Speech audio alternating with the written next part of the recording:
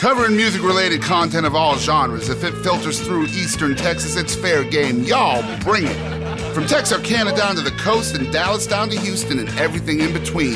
We are ETX ROCKS! Hit the brakes! Cut! Ladies and gentlemen, thank you for listening to a brand new episode of the ETX ROCKS Show with yours truly, Boston Chris. Before we get to our guest and an incredible song by our guest, I need to let y'all know how you can support the ETX ROCKS Show to the fullest. First, go to facebook.com/ETX ROCKS and click the like button. Go to Twitter and Instagram. We're located on there as @ETX ROCKS. And you can go to our YouTube channel, the ETX ROCKS Show, and click the subscribe button there. Like us, follow us, subscribe to us, and we will do it back to you. Well, we appreciate everybody who's listening out there. And now, a top 20 hit from our newest guest, Mr. Jerrett Zoch. This song is called I'm Done.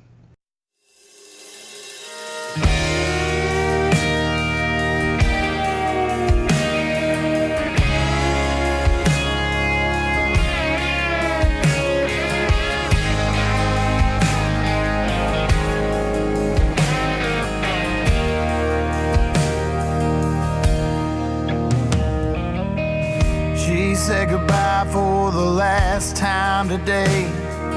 Thought maybe he'd see a tear fall from her face. As she slammed the door, she said no more. Baby's gone. As she climbed in that old Chevy truck, there were only two words she could seem to muster up. Deep in her soul, she shouted at the top of her lungs, I'm done, baby, I'm done. I won't let you hold me back from learning who I am. I'm done.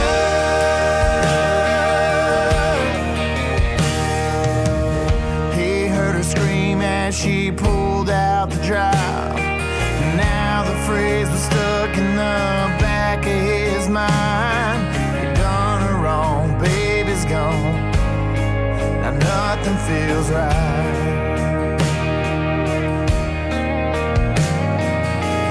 So he dropped to his knees and asked the Lord why. I'm sorry for all the sins I've done in my life. I played the fool, her words were true. As she said, I'm done, baby, I'm done. Gonna feel the wind in my hair, let it take me anywhere. I'm done.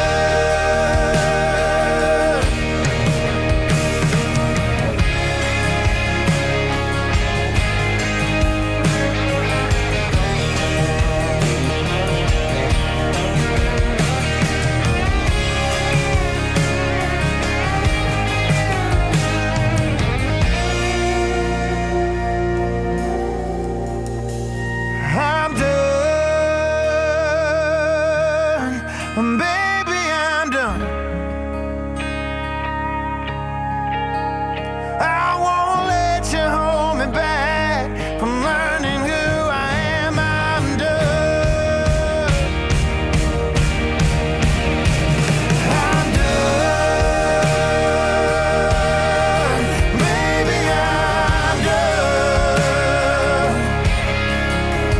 Gonna feel the wind in my hair, let it take me anywhere. I'm done.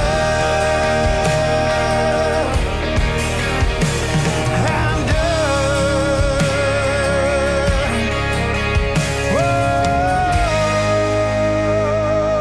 Whoa, baby, I'm done.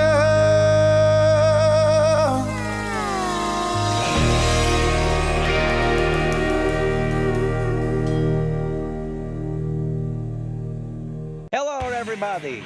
This is Rio Wallace. And I am inviting you all to come out to the store Everything That Blings whenever you get the chance, which should be very, very soon if you have not already stopped by.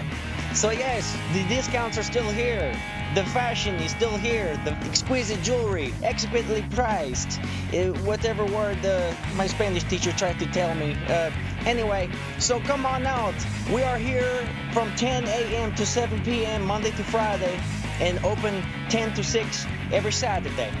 So come on out and we will joyously craft you with an outfit that will be outstanding. Ladies and gentlemen, welcome to a brand new episode of the ETX ROCKS Show with yours truly, Boston Chris. Today, our guest is actually calling in. He's from Huntsville, Texas, and is the lead vocalist for the OSR band. Guys, we're really excited because for the first time in the history of our show, we have someone who we can interview that has reached #1 on the Texas country music charts. We've had national #1s on the show with people like Gene Watson and Mo Bandy, but this is our very first time having a #1 hit singer-songwriter from the Texas charts. His name is Jerrett Zoch, and Jerrett and the OSR band are making quite a name for themselves. Their latest single, which is called Everything I Need, is the single I'm talking about that reached #1. But just prior to that, they had another single, I believe, which was called I'm Done, that was also a top 20 hit. So everybody, I want to introduce you guys to Jerrett Zoch. Jerrett, how are you doing today, man? I'm doing good. How you doing? Man, we're doing great, man. We're really excited that you called in. And, we met quite a while ago in Longview, actually, at Herb and D's. And you were song swapping with Jeremy Payton. You definitely get around as well. And being from Huntsville, you also come to Upper East Texas quite often as well, right?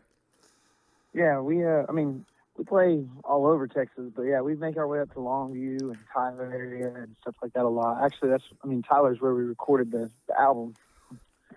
And which studio did you record at? Rosewood Studios, actually. I've heard a lot about Rosewood.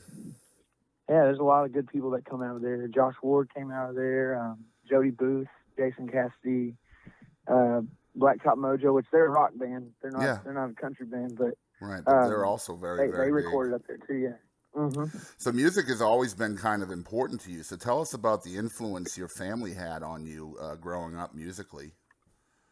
Well, growing up, man, whenever we would do family Christmas and stuff like that, we'd all just kind of grab guitars, and my grandparents would play piano or my uncles would play guitar. And I didn't really pick up guitar until I was about 19, but they taught me pretty much everything I knew as far as playing, just by watching them. I mean, they didn't actually really sit me down and, hey, this is the chord, kind of thing. But I did a lot of that on my own. But yeah, no, just being around it all my life, I slowly grew to have a passion for it, just kind of fell in love with it. So you're just kind of one of those observationist kind of person? Yeah, I guess so. I've sat down and studied too. Don't get me wrong. I went and read my books and all that stuff, but just to kind of get a grasp on what I was doing, just so I have some knowledge of it. I mean, I felt like I could hear certain things whenever I'd play guitar, but I didn't know what I was playing. Right, but I mean, it was fairly late. I mean, if you're just learning to play guitar at 19, I mean, we interview so many people that it's like grade school that they're learning how to play. So, yeah. Why do you think it kind of took you so long to actually make that leap to actually wanting to learn? Man, that's a good question. I don't really know why. I've always loved music. I mean, I always played music, but I just never had a guitar or anything of my own until I was 19. I actually didn't even have my own guitar whenever I played the first guitar. My dad had one in the house, and I just went in his room one day and I was like, "You don't ever play this?" And he was like, "No, I don't ever play that." I was like, "I'm gonna take it if it's okay." And he was like, "Yeah, go ahead." He's like, "If you want to." So I just started learning on his old guitar. It's just like an old Trump guitar, which nobody knows what a Trump is. It was an old Hallmark brand. Wow. And my dad got it when he was about 8 years old. Yeah.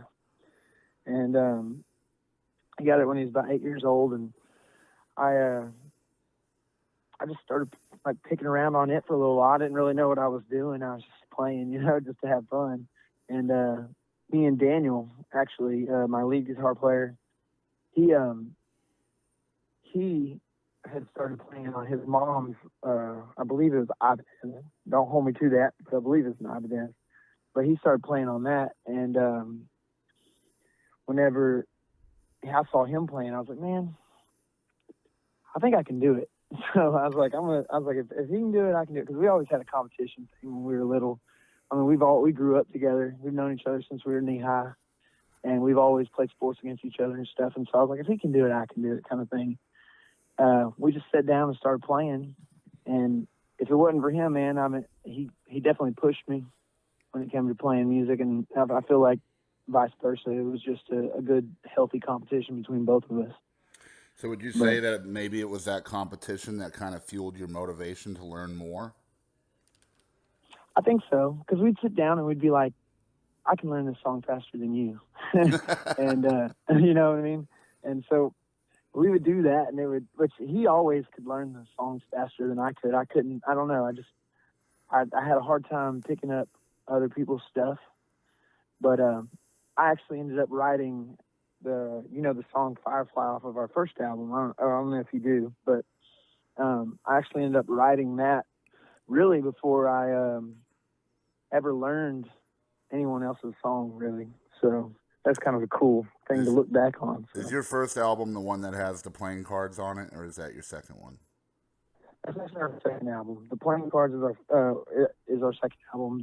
Our first album we did in Huntsville. We really, whenever we were doing it, was kind of we just wanted to put out some music for ourselves, kind of thing, just so we had it. Right. And it really wasn't. We really weren't thinking about doing radio and stuff with it. And we just got to the point where we were like, man, if we're going to do it, we might as well try. And then we had some people like confirm that they liked our music. And I was like, well, let's try it. Let's see where it goes. And next thing you know, we do this album, and it seems like things are all just keep going in the right direction, going the right path. And I'm loving it so far, man. So, I mean, musically speaking, as you're growing up, who were some of your influences? Oh, man, I listen to everything. I mean, you look at my dad listened to old country like Jerry Stewart and Jerry Jeff Walker and all those guys, back in the day. And then, and I say back in the day, it wasn't that long ago, but, right. But I guess for me it was, but it really wasn't. But then my brother, one of my brothers used to listen to like heavy rock, and one of them used to listen to rap, and then my mom used to listen to stuff like Alanis Morissette and stuff like that. So I really got a little taste of everything when it came to music. But for me, growing up, I definitely listened to mostly like Texas country stuff. Randy Rogers and Wade Bowen and No Justice, all those guys. And we were growing up. Would you consider yourself a Texas country artist? I don't call it Texas country. I call it Texas music now. But that's what everyone called it then. Right. And that's just because whenever I look at it now, there's so many different styles of music. Whenever you look at all the different bands out there, you look at Jonathan Tyler, and then you turn around and you look at like Randy Rogers' new stuff, and they're all classified as Texas country, but their sound is nothing alike. Exactly, and that's one thing I've noticed about it too. Is like a lot of people call it. They try to, they call it Texas red dirt country, and they put so many different people into that category, and like you said, most of those people sound nothing alike stylistically, so it's hard for me to put so many different people under one genre when they all sound completely different. And exactly, and that's why I just say Texas music now just for that reason, though. Right. And I've only seen you personally once, and I know Daniel was with you as well that day. Mm-hmm.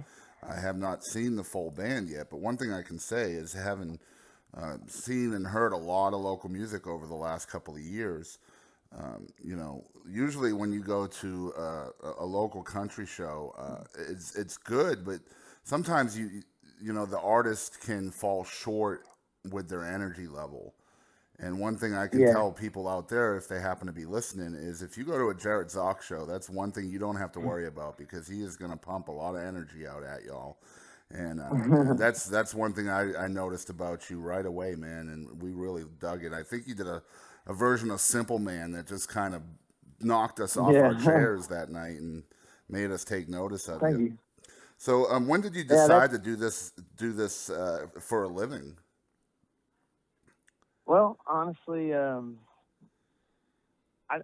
didn't even really know I was going to do it, and I was working at Cavender's in Huntsville, Texas, and I was there, and I was talking to one of the guys that worked with me, and he goes, "Man, if you don't do it now, you probably aren't going to do it." And he goes, "And then you might look back and regret it." And I was like, "Yeah, that's probably true." And so I ended up right about the time I was graduating college. I quit Cavender's and started doing it full time, because my dad always thought that he was like, "It's just a hobby. You don't want to do this full time kind of deal."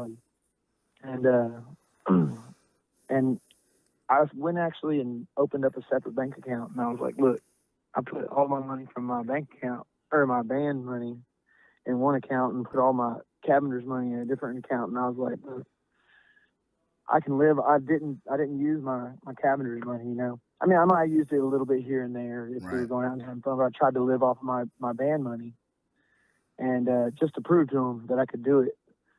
And at the end of it, he was like, after I showed him, he was just like, "Man, if you're that willing to do it," then he goes, "I'm behind you." And so ever since then, I guess it was probably about 2013, whenever I just went out and started doing it full time. But the band started probably, the full band with Logan, with our bass player, Logan Maringer, when we really started doing, like, getting ready to record that first album and stuff, probably about 2012. I think we formed the name OSR Band in 2010, and that was just me, Daniel, and Bernie. So, yeah. Introduce us to the members of your band and tell us what each member contributes to the band. Yeah.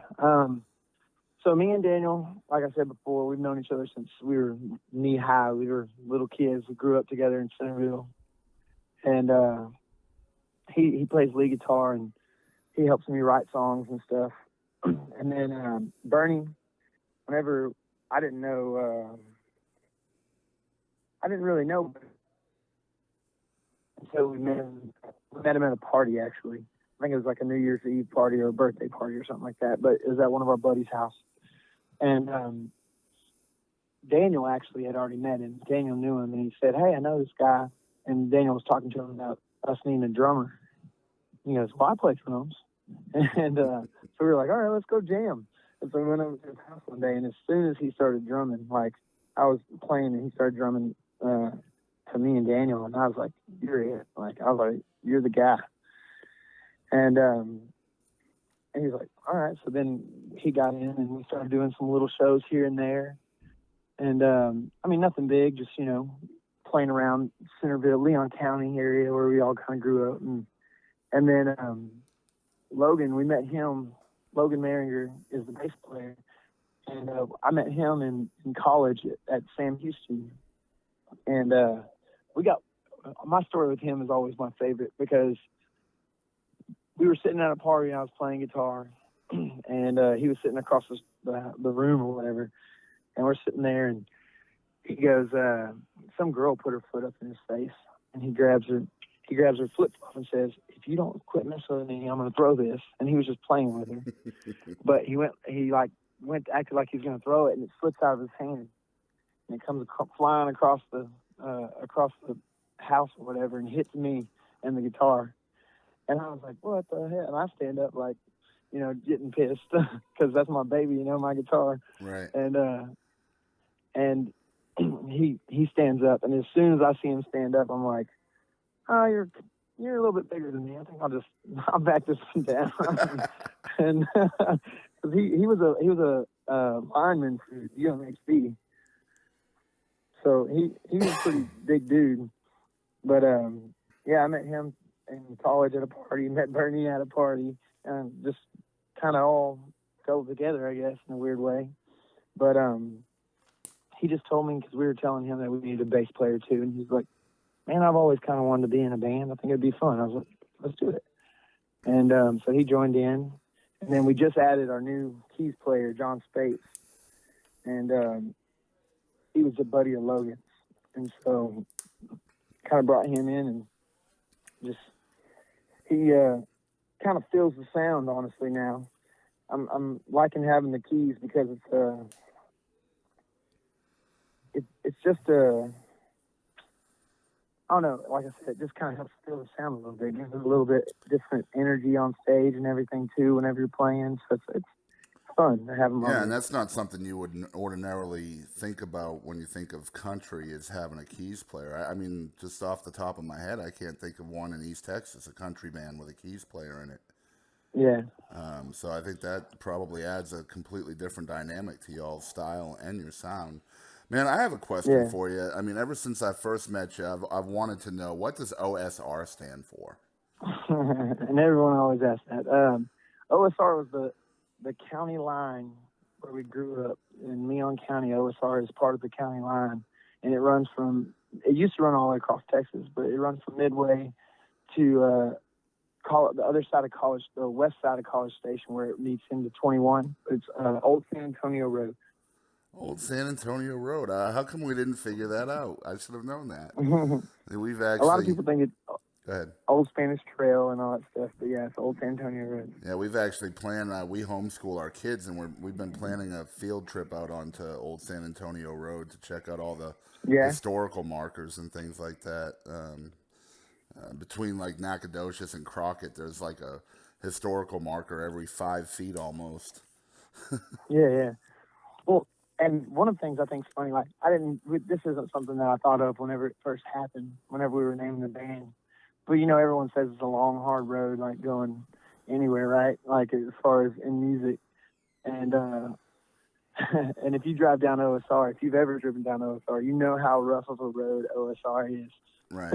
Yeah. And it's one of it's one of the roughest roads around that area, probably. So, but no, I mean, as far as a state highway road. So. All right. So, what we touched on it a little bit earlier with my own personal experience from just seeing you and Daniel. It wasn't even the full band, but what can people expect when they come to one of your shows from your perspective? From my perspective? Yeah. I mean, just come out to have a good time, man. I mean, that's what we're trying to do, is just go out and have a good time and enjoy being around friends and family that comes out and just, I mean, you'll get to see us do our best.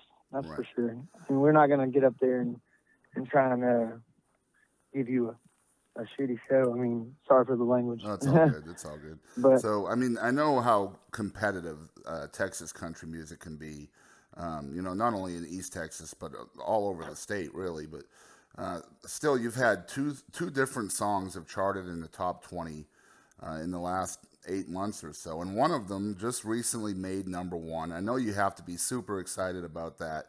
So, you're looking at these Texas country music charts, and you see all these huge names on there, like Josh Ward, like Aaron Watson, and all these other guys.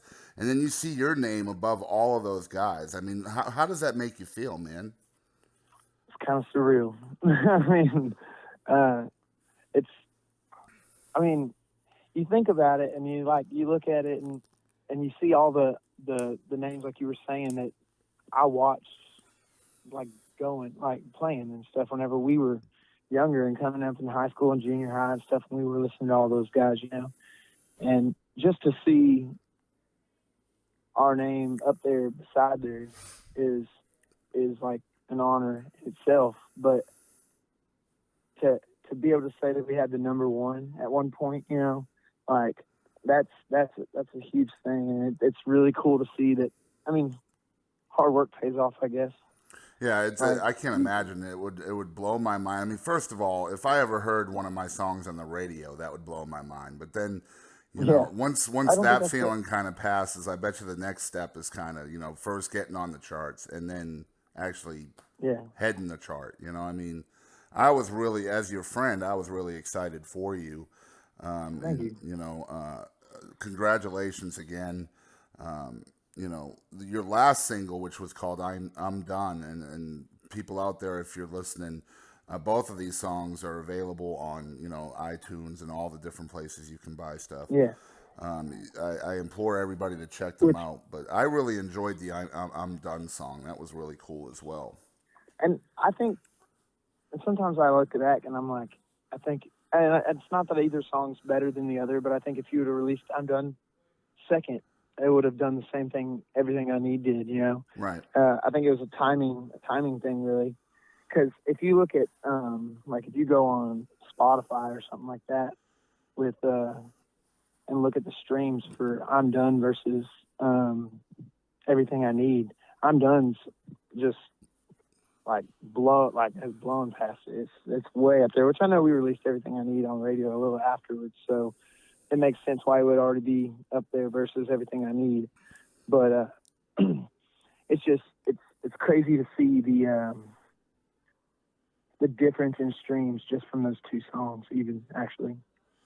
Yeah, I mean, like I said before, I can't imagine what it would be like just to know that your song is number one, and especially, you know, Yeah. you're kind of watching that build up week to week when these charts are released, and you see your song climbing and climbing. What number did it get to before you finally started thinking, you know what, this could get to number one? And well, I think whenever it broke top 10, top 15, I was like, there's a good chance. There's a good chance. I was like, but we were thinking that with I'm Done, you know, and it makes number 18, and then it kind of fizzled out a little bit. Right. And and the only reason I even say that I thought about it isn't because I was like, yeah, this song could do it. It wasn't that. It was because a lot of the radio people that I talked to and stuff like that would tell me, man, I think this is it. I think this is going to be the one, kind of thing. And so to me, it wasn't really that I was thinking about it until people started telling me, hey, this could be the song that makes you, like, you break the top 10 or you make number one or whatever, you know. And so then I started really like, I guess that's true. Like, it really could do that. Right. And it started getting a little bit more real to me at that point. So now that you've had a number one song, do you feel additional pressure in your next couple of singles that come out? In the next release? Yeah, I mean, you know, you're gonna continue to release music, I do, but go ahead. But I don't know if it's additional pressure though. I think it's not additional pressure. It's just keep doing what you're doing. Right. You know, stick to your guns and and just keep working at it. I mean, that's the name of the game, ain't it? Absolutely, and it's got to be one of those things where, you know, hey, if it ain't broke, don't fix it too. You know, it's exactly.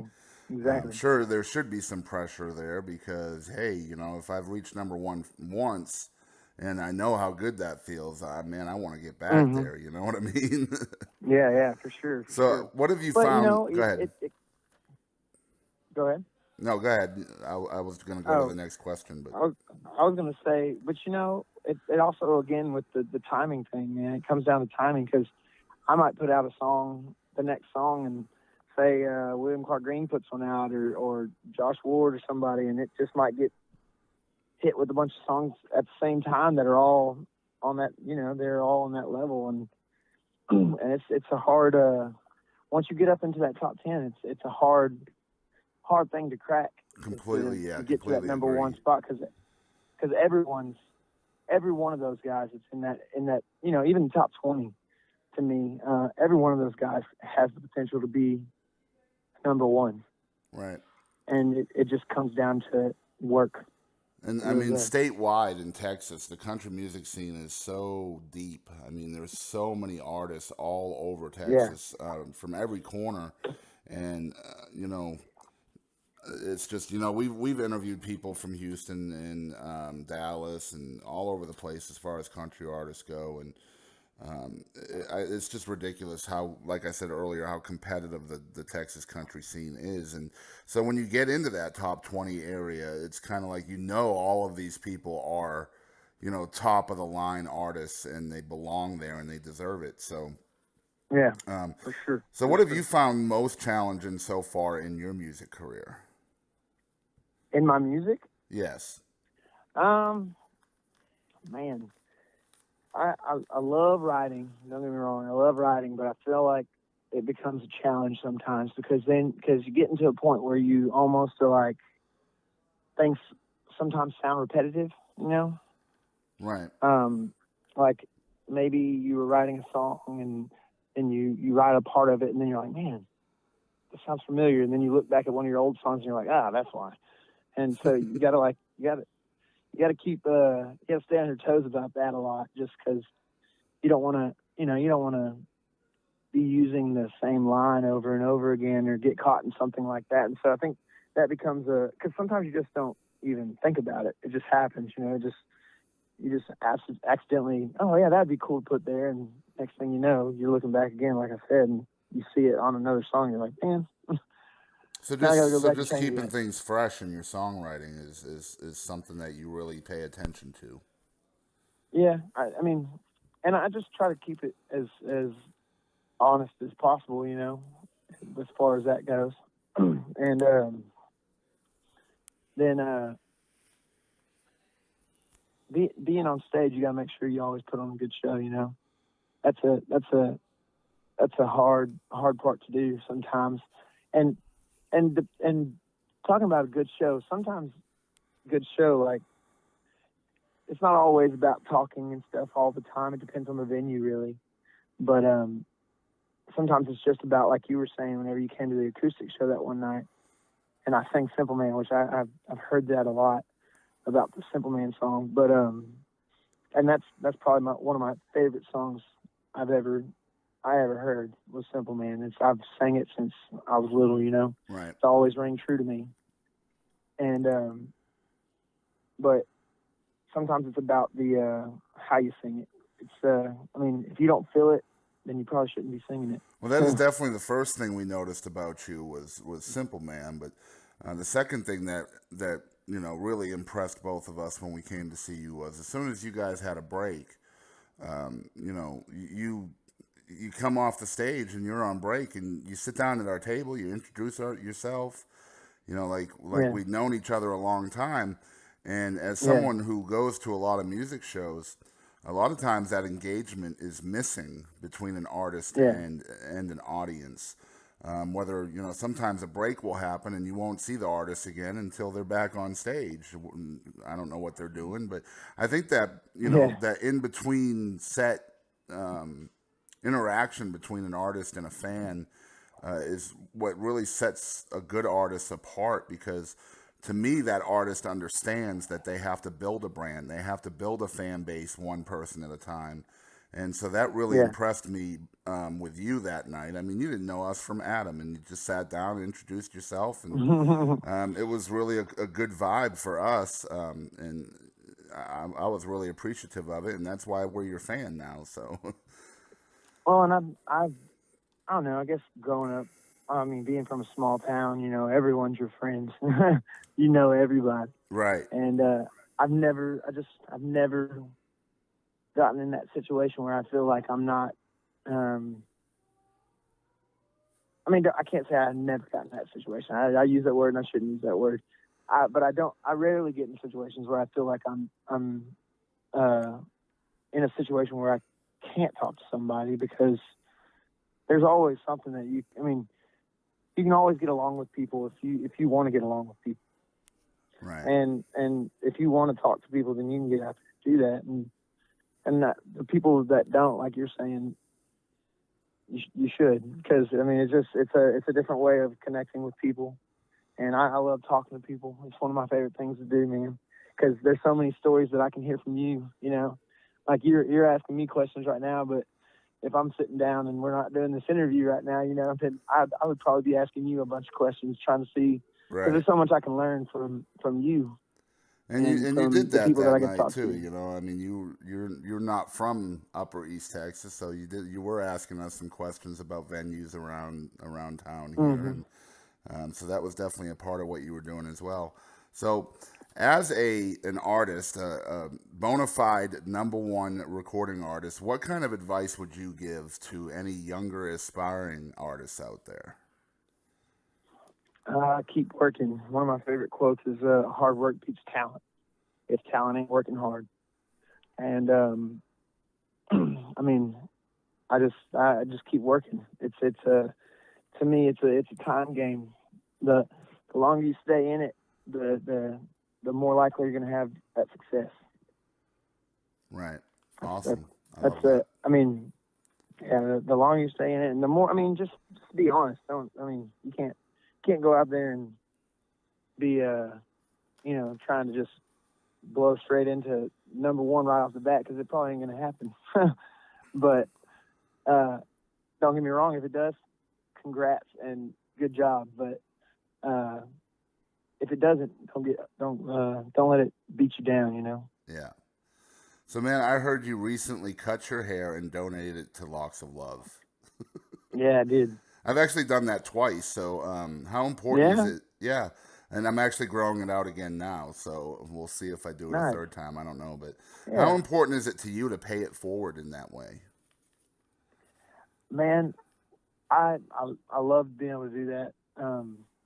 My grandma had cancer for a little while, and she beat it. So thank God for that.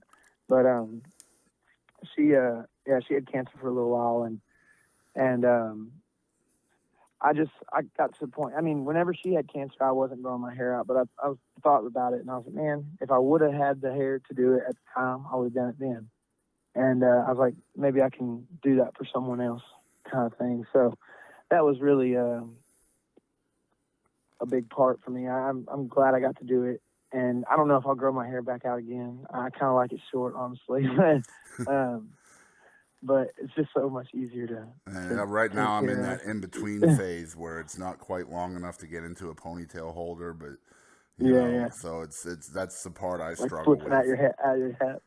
Yeah, I hate that part. Yeah. All right, man. So we are all the way to our rapid fire segment, and I told Jerrett a little bit about the rapid fire segment before we started recording. And basically what it is we'll ask you 10 kind of nonsense questions, just kind of break up the seriousness of the episode. And this is all PG-13, and maybe we'll learn a little bit more about Jerrett Zoch. So you ready for rapid fire, man? I'm ready.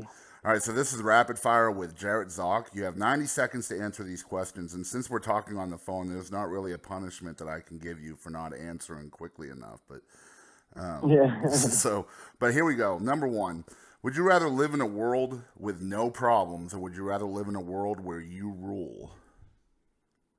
No problem. All right, would you rather have the power to fly but never be able to land, or would you rather be able to read minds but never be able to speak? Oh, that's a tough one. Read minds but never be able to speak. I don't know. Actually, because I can still play guitar. Yeah. Yeah, there you go. Read minds but never be able to speak. All right, Pizza Hut or Domino's? Domino's. Okay, if you could listen to one song for the rest of your life, what would it be? One song for the rest of my life. That is a tough one, but probably...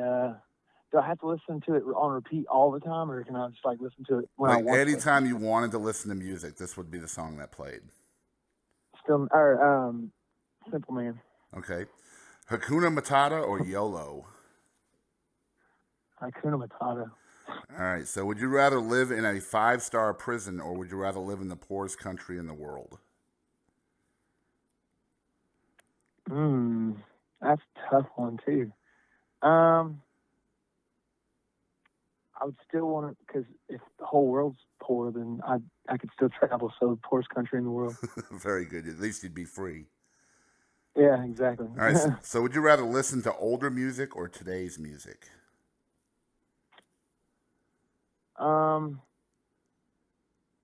If you're making me choose one or the other, I'd say probably older music. Good. But it would just depend. Right. Really. All right. So would you rather always be underdressed or overdressed? I think I'm more of a be comfortable, so I guess that would be underdressed. But Okay. that's it. All right. So would you rather be the opposite gender for a day, or would you rather be a kid again for a day? A kid again for the day. And last one, would you rather know everything there is to know or rule everything there is to rule? Know everything there is to know or rule everything there is to rule, you said? Yes. Know everything there is to know.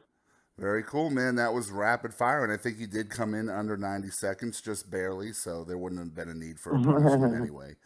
So, Jerrett, tell us a little bit about where folks can find you. Do you have a website, social media, stuff like that? Yeah. You can look up Jerrett Zoch in the osrband.com. If you can't spell Jerrett Zoch, because I know it is kind of difficult, you can also look up jzosrband.com. We're also on Facebook and Twitter and Instagram and all that good stuff.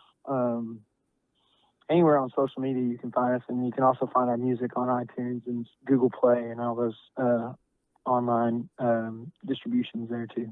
Okay, cool. And if folks wanted to book your band for a show, where can they do that? We are actually working with John Roberson out of Bigfoot Music now, so you could just go to bigfootmusic.com. All right, man, great. I really want to thank you again, Jerrett, for coming on the ETX Rock Show. It was an absolute pleasure to meet you earlier this year, and I'm really proud of you and excited for your success on the charts. And, man, I know you're going to completely explode even further from here on out. So congrats, man. Thank you, man. Thank you so much. All right, man. So you have a good night. You too, bud. Have a good one. Yep, you too. Bye-bye. This is Katie Kennedy, the owner of the Liberty Bell located in historic downtown Nacogdoches. We would like to invite you to come on down for our live music, our extensive menu, including our brunch menu available on the weekends, and excellent service. We're open every day of the week except for Monday. We've got live music every day and drink specials. So we'd love to see you in Nacogdoches. Come on down, tell them Katie sent you.